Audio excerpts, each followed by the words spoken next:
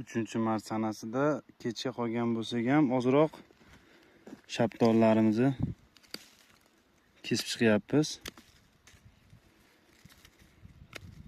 Kesmasak baribir mevani kalibri tushib ketadi. Juda qalin bo'lib, ichida havo aylanmaydi. Quyosh nuri kirmagandan keyin albatta shox surishi ham qiyin bo'ladi. U kelasi yilga hosilga zarari bo'ladi.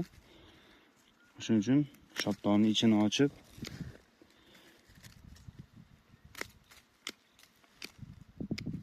ozroq mevaga qo'yib ketamiz. Yoshiga qarab, daraxt holatiga qarab mevaga qo'yib ketamiz. Anjir shapdollarda sal nisbatan shoxni uzunroq qo'yamizki, joyni ko'p oladi. Anjir shapdoli, shuning uchun kengroq joy tashab ketamiz anjir shapdoliga. Aytaylik, mana shundan shuning singari mana shunaqa qilib joyni ko'proq tashab ketamiz. Keyin qo'l yordamida siyralab chiqamiz, xudo xolasa buni.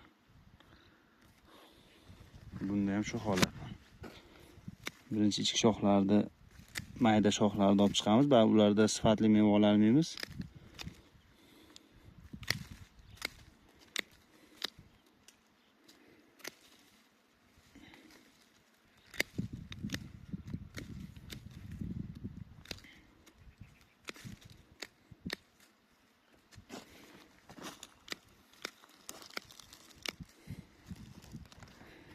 Mana shu holatda chiqamiz. Bitta chalasi qoldi.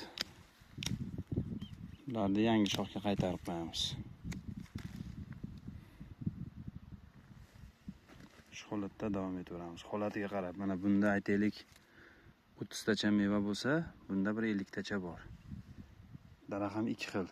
Shu holatdan kelib chiqib qo'yilaveradi mevaga.